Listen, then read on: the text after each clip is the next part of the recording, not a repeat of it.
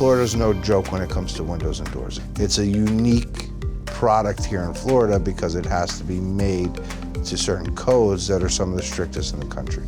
The one that has been here since, you know, the first hurricane code was ever written until now is PGT.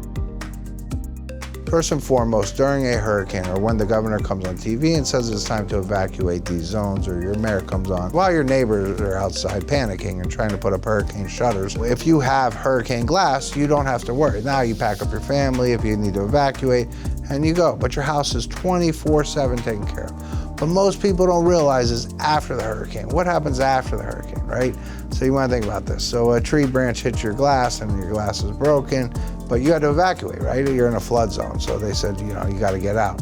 So you go down and you stay at a hotel and you're not at your house. So who comes out? The looters. The looters come out. The looters are going to try to break in through your broken glass. Guess what?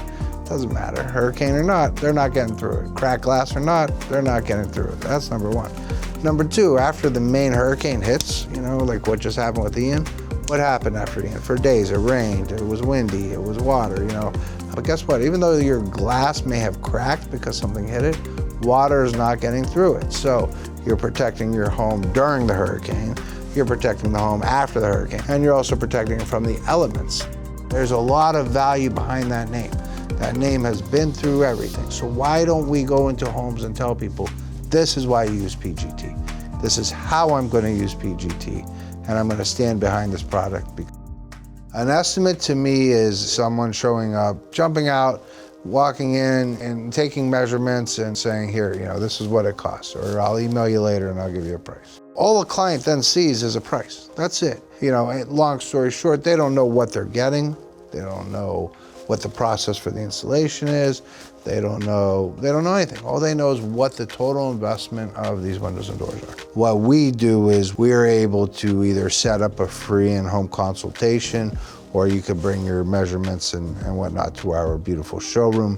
And then we get into which PGT product is right for that particular application, because not every install is the same, not every home is the same, and not everybody wants the same thing. The consultation talks more about the people that are coming in, the process of each is different. A high-rise installation is completely different than a single family, you know, a single story home.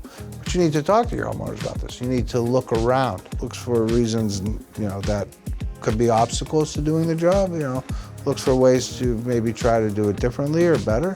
That's the difference with a consultation. An estimate, get out, give them a price, and may the lowest price win. If a client wants to buy that day, which, you know, hopefully they do because they see the value in doing business with us, then from that point we set up a secondary measure. So you ever hear the old saying, measure twice and cut once? There you go. We have guys whose entire job is to go around and measure windows.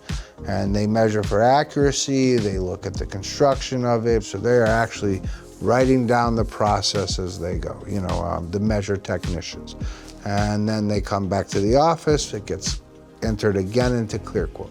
The first time it was entered by a representative, a design consultant. The second time it's being entered by a guy who sits in front of a computer all day and is a ClearQuote expert, so to speak, and that's what he does, is he enters it based on the measure technician. And then we check them. You know, again, I could go from sale to order right away. You know, I could, but no one's checking in between, and that's what we want to check. We want to make sure white vinyl is white vinyl, the right type of low E is being used, grids are being in there. There's a lot of detail that goes into windows and doors, you know, and so again, they're not all basic. Some are not. So we're checking the detail. Once it gets converted, then, you know, they get shipped to our facility. We will not install anything until we unload it from the truck and we stage it. You know, once everything is staged and we know we have everything in hand, then we try not to inconvenience homeowners, so we want to try to make it and do the installation in one trip. You know, patience is a good thing. Everyone wants it done quickly and everyone wants it done now. You have to ask yourself, do you want it done fast or do you want it done right? I know I want to sleep at night, so I want my installs to be done right. So, you know, if it takes an extra day or two, we try to inform the homeowners immediately that we're going to need an extra day or two, and we're going to finish these up. Communication has always been the key. You know, at the end of the day, the more you communicate and the more you learn to accept responsibility, even if it is not yours. You know, even if you don't feel it's warranted, hey, we did everything right, you know. What you have to do is set your client's expectations realistically and truly. So, is it worth the wait? And the answer is, in this case, yes.